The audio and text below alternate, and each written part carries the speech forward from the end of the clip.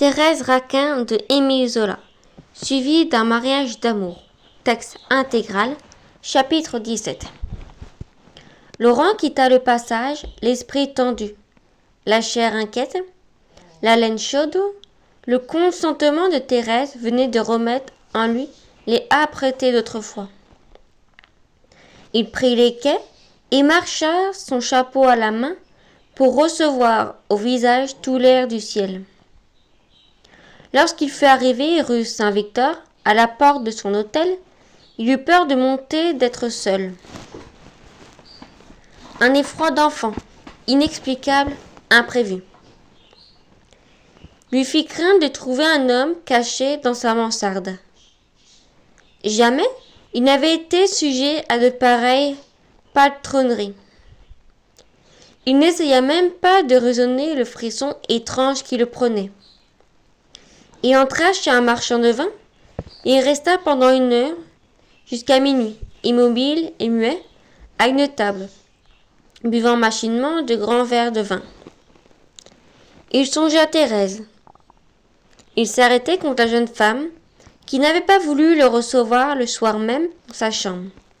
Et il pensait qu'il n'aurait pas eu peur avec elle. On ferma la boutique, on le mit à la porte. Il rentra pour demander des allumettes. Le bureau de l'hôtel se trouvait au 1er étage. Laurent avait une longue allée à suivre et quelques marches à monter, avant de pouvoir prendre sa bougie. Cette allée de boules d'escalier d'un noir terrible l'épouvantait. D'ordinaire, il traversait gaillardement ces ténèbres. Ce soir-là, il n'osait sonner. Il se disait qu'il y avait peut-être, dans un certain ronflement formé par l'entrée de la cave, des assassins qui le sauteraient brusquement à la gorge quand il passerait. Enfin il sonna. Il alluma une allumette, se décida à s'engager dans l'allée. L'allumette s'éteignit. Il resta immobile, haletant, n'osant s'enfuir, frottant les allumettes sur le mur humide avec une anxiété qui faisait trembler sa main. Il lui semblait entendre des voix, des bruits de pas devant lui. L'allumette se brisait entre ses doigts. Il réussit à en allumer une. Le soufre se mit à bouillir, à enflammer le bois avec une lenteur qui redoubla les angoisses de Laurent. Dans la clarté pâle et bleuâtre du soufre, dans les lueurs vacillantes qui couraient, il crut distinguer des formes monstrueuses. Puis l'allumette pétilla. La lumière devint blanche et claire. Laurent, soulagé, s'avança avec précaution, en ayant soin de ne pas manquer de lumière. Lorsqu'il lui fallut passer devant la cave, il se serra contre le mur opposé. Il y avait là une masse d'ombre qui l'effrayait. Il gravit ensuite vivement les quelques marches qui le séparaient du bureau de l'hôtel. Il se crut sauvé lorsqu'il tint sa bougie. Il monta les autres étages plus doucement, en élevant la bougie, en éclairant tous les coins devant lesquels il devait passer. Les grandes ombres bizarres qui vont et viennent lorsqu'on se trouve dans un escalier, avec une lumière, le remplissaient d'une vague malaise, en se dressant et en s'effaçant brusquement devant lui. Quand il fut en haut, il ouvrit sa porte et s'enferma rapidement. Son premier soin fut de regarder sous son lit, de faire une visite minutieuse dans la chambre pour voir si personne ne s'y trouvait caché. Il ferma la fenêtre du toit, en pensant que quelqu'un pourra bien descendre par là. Quand il eut pris ses dispositions, il se sentit plus calme. Il se déshabilla en s'étonnant de sa paltronnerie. Il finit par sourire, par se traiter d'enfant. Il n'avait jamais été peureux. Il ne pouvait s'expliquer cette crise subite de terreur. Il se coucha. Lorsqu'il fut dans la tiédeur des draps, il songea de nouveau à Thérèse, que ses frayeurs lui avaient fait oublier. Les yeux fermés, obstinément cherchant le sommeil, il sentait malgré lui ses pensées travailler, s'imposer, se lier les unes aux autres, lui présenter toujours les avantages qu'il aurait à se marier au plus vite. Par moments, il se retenait, il se disait « Ne pensons plus, dormons. Il faut que je me lève à 8h demain pour aller à mon poste, à mon bureau. » Il faisait effort pour se laisser glisser au sommeil. Mais les idées revenaient une à une. Le travail sourd de ses raisonnements commençait. Il se retrouvait bientôt dans une sorte de rêverie aiguë qui étalait au fond de son cerveau les nécessités de son mariage. Les arguments et ses désirs et sa prudence donnaient tour à tour pour et contre la possession de Thérèse. Alors, voyant qu'il ne pouvait dormir, que l'insomnie tenait sa charité, il se mit sur le dos. Il ouvrit les yeux tout grands. Il laissa son cerveau s'emplir de souvenirs de la jeune femme. L'équilibre était rompu. La fièvre chaude de jadis le secouait de nouveau. L'idée de se lever, de retourner au passage du Pont-Neuf. Il se ferait ouvrir la grille. Il irait frapper à la petite porte de l'escalier et Thérèse le recevrait. À cette pensée, le sang montait à son cou. Sa rêverie avait une lucidité étonnante. Il se voyait dans les rues, marchant vite, le long des maisons. Et il se disait « Je prends ce boulevard, je traverse ce carrefour pour être plutôt à rêver. » Puis la grille du passage grinçait. Il suivait l'étroite galerie sombre et déserte, en se félicitant de pouvoir monter chez Thérèse, sans être vu de la marchande des bijoux faux. Puis il s'imaginait être dans l'allée, dans le petit escalier, par où il avait passé si souvent. Là, il éprouvait des joies cuisantes, jadis. Il se rappelait les terreurs délicieuses, les voluptés poignantes de l'adultère. Ce souvenir devenait des réalités, qui impressionnaient tous ses sens. Il sentait l'odeur fade du couloir. Il touchait les murs gluants. Il voyait l'ombre sale qui traînait. Il montait chaque marche, haletant, prêtant l'oreille, contentant déjà ses désirs dans cette approche craintive de la femme désirée. Enfin, il grattait à la porte. La porte s'ouvrait. Thérèse était là, qui l'attendait en jupon toute blanche. Ses pensées se déroulaient devant lui en spectacle réel. Les yeux fixés sur l'ombre, il voyait, lorsqu'au bout de sa course dans les rues, après être entré dans le passage et avoir gravi le petit escalier, il crut apercevoir Thérèse, ardente et pâle. Il sauta vivement de son lit en murmurant « Il faut que j'y aille, elle m'attend. » Le brusque mouvement qu'il venait de faire chassa l'hallucination. Il sentit le froid du carreau. Il eut peur. Il resta un instant immobile, les pieds nus, écoutant. Il lui semblait entendre du bruit sur la carrée. S'il allait chez Thérèse, il faudrait passer de nouveau devant la porte de la cave, en bas. Cette pensée lui fit courir un grand frisson froid dans le dos. L'épouvante le reprit, une épouvante bête et écrasante. Il regarda avec une défiance dans sa chambre. Il y vit traîner les lambeaux bleuâtres de clarté. Alors, doucement, avec des précautions pleines d'une hâte anxieuse, il remonta sur son lit, et, là, se pelotonna, se cacha pour se dérober à une arme, à un couteau qui l'aurait menacé. Le sang s'était porté violemment à son cou, et son cou le brûlait. Il y porta la main. Il sentit sous ses doigts la cicatrice de la morsure de Camille. Il avait presque oublié cette morsure. Il fut terrifié en la retrouvant sur sa peau. Il crut qu'elle lui mangeait la chair. Il avait vivement retiré la main pour ne plus la sentir. Et il la sentait toujours, dévorante, trouant son cou. Alors il voulut la gratter délicatement, du bout des ongles. La terrible cuisson redoubla. Pour ne pas s'arracher la peau, il serra les deux mains entre ses genoux repliés, roidi, irrité.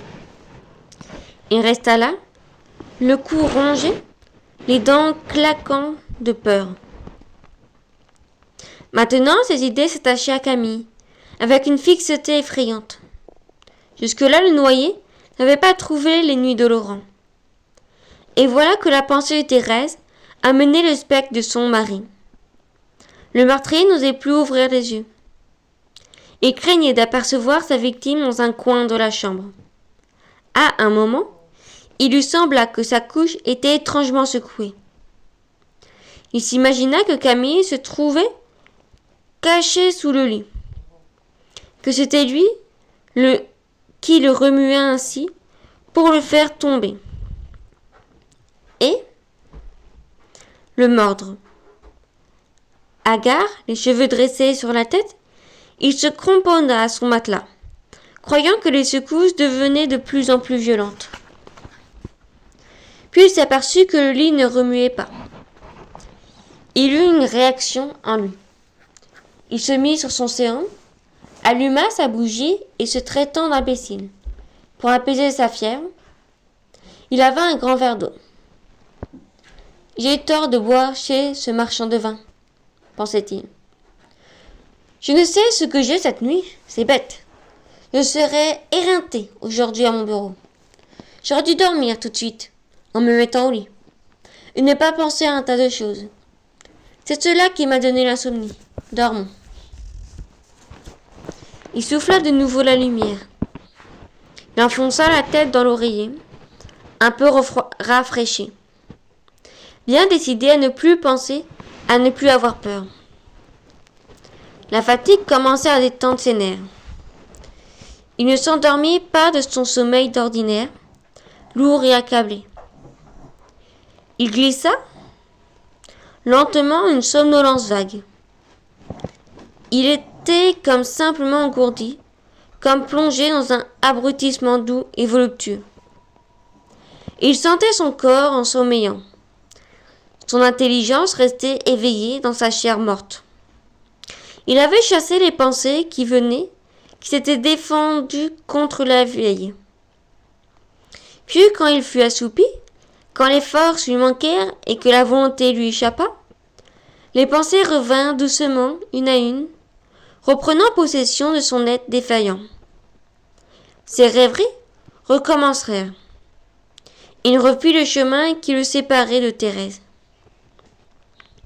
Il descendit, passa devant la cave, en courant, et se trouva dehors. Il suivit toutes les rues qu'il avait déjà suivies auparavant, lorsqu'il rêvait les yeux ouverts. Il entra dans le passage du Pont-Neuf, monta le petit escalier et gratta à la porte.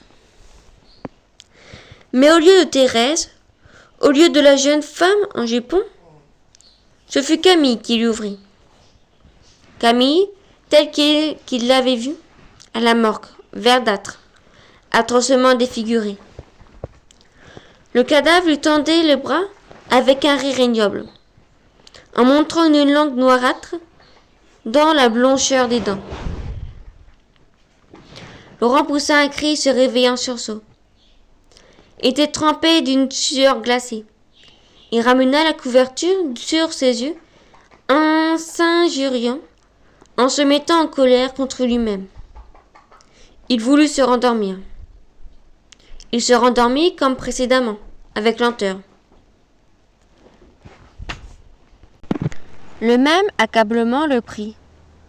Et dès que la volonté lui eut de nouveau échappé, dans la longueur du demi-sommeil, il se remit en marche. Il retourna où le conduisait son idée fixe. Il courut pour voir Thérèse, et ce fut encore le noyé qui lui ouvrit la porte. Terrifié, le misérable se mit sur son séant. Il aurait voulu, pour tout au monde, chasser ce rêve implacable. Il choitait un sommeil de plomb qui écrasa ses pensées. Tant il se tenait éveillé, il avait assez d'énergie pour chasser le fantôme de sa victime.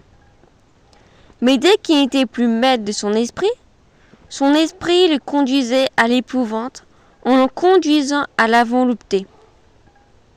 Il tenta encore le sommeil. Alors ce fut une succession d'assoupissements voluptueux et de réveils brusques et déchirants. Dans son entêtement furieux, toujours il allait vers Thérèse. Toujours il se heurtait contre le corps de Camille. À plus de 10 reprises, il refit le chemin. Il partit la chair brûlante, suivit le même itinéraire, eut les mêmes sensations, accomplit les mêmes actes, avec une exactitude minutieuse. Et, à plus de 10 reprises, il vit le noyé s'offrir à son embrassement, lorsqu'il étendait les bras pour saisir et éteindre sa maîtresse. Ce même dénouement sinistre qui le réveillait chaque fois, haletant et éperdu, ne décourageait pas son désir. Quelques minutes après, dès qu'il se rendormait, son désir oubliait le cadavre ignoble qui l'attendait et courait chercher de nouveau le corps chaud et souple d'une femme. Pendant 1 heure, Laurent vécut en cette suite de cauchemars. Dans ce mauvais rêve, sans cesse répété et sans cesse imprévu, qui, à chaque sursaut, le brisait d'une épouvante plus aiguë. Une de ses secousses, la dernière, fut si violente, si douloureuse qu'il se décida à se lever, à ne pas lutter davantage. Le jour venait. Une lueur grise et morne entrait par la fenêtre du toit qui coupait dans le ciel un carré bleu-châtre couleur de cendre. Laurent s'habilla lentement avec une irritation sourde. Il était exaspéré de n'avoir pas dormi, exaspéré de s'être laissé prendre par une peur qui traitait maintenant d'enfantillage. Tout en mettant son pantalon, il s'étirait. Il se frottait les membres, il se passait les mains sur son visage battu et brouillé par une nuit de fièvre. Et il répétait : « Je n'aurais pas dû penser à tout ça. J'aurais dormi, je serais fait, frais et dispo à 7 heures. Ah, si Thérèse avait bien voulu hier soir. Si Thérèse avait couché avec moi. » Cette idée que Thérèse l'aurait empêché d'avoir peur le tranquillisa un peu. Au fond, il redoutait de passer d'autres nuits semblables à celles qu'il venait d'endurer. Il se jeta de l'eau à la face, puis se donna un coup de peigne. Ce bout de toilette rafraîchit sa tête et dissipa cette dernière terreur. Il raisonnait librement. Il ne sentait plus qu'une grande fatigue dans tous ses membres. « Je ne suis pourtant pas poltron, se disait-il en achevant de se vêtir. Je me moque pas mal de Camille. C'est absurde de croire que ce pauvre diable est sur mon lit. Maintenant, je peux peut-être croire cela toutes les nuits. Décidément, il faut que je me marie au plus tôt. Quand Thérèse me tiendra dans ses bras, je ne penserai guère à Camille. Elle m'embrassera sur le cou, et je ne sentirai plus l'atroce cuisson que j'ai éprouvée. Voyons donc ces morsures. » Il s'approcha de son miroir, tendit le cou et regarda. La cicatrice était d'un rose pâle. Laurent, en distinguant la marque des dents de la victime, éprouva une certaine émotion. Le sang lui monta à la tête, et il s'aperçut alors d'un étrange phénomène. La cicatrice fut empourprée. Par le flot qui montait, elle devint vive et sanglante. Elle se détacha, toute rouge sur le cou gras et blanc. En même temps, Laurent ressentit des picotements aigus, comme si l'on eût enfoncé des aiguilles dans la plaie. Il se hâta de relever le col de sa chemise. « Bah, reprit-il, Thérèse guérira cela. Quelques baisers suffiront. Que je suis bête de songer à ces choses. » Il mit son chapeau et descendit. Il avait besoin de prendre l'air, besoin de marcher. En passant devant la porte de la cave, il sourit. Il s'assura cependant de la solidité du crochet qui fermait cette porte. Dehors, il marcha à pas lents, dans l'air frais du matin, sur les trottoirs déserts. Il était environ 5 heures. Laurent passa une journée atroce. Il dut lutter contre le sommeil accablant qui le saisit dans l'après-midi à son bureau. Sa tête lourde et endolorie se penchait malgré lui. Il la relevait brusquement dès qu'il entendait le pas d'un de ses chefs. Cette lutte, ces secousses achevèrent de briser ses membres en lui causant des anxiétés intolérables. Le soir, malgré sa lassitude, il voulut aller voir Thérèse. Il la trouva fiévreuse, accablée, lasse comme lui. « Notre pauvre Thérèse a passé une mauvaise nuit, » lui dit Madame Raquin, lorsqu'il se fut assis. « Il paraît qu'elle a eu des cauchemars, une insomnie terrible. À plusieurs reprises, je l'ai entendue crier. Ce matin, elle était toute pâle. » Pendant que sa tante parlait, Thérèse regardait fixement Laurent. Sans doute, ils devinèrent leur commune terreur, car un même frisson nerveux courut sur leur visage. Ils restèrent en face l'un de l'autre jusqu'à 10 heures, parlant de banalités, se comprenant, se conjurant, tous deux du regard de hâter le moment où ils pourraient s'unir contre le noyé. Fin du chapitre 17.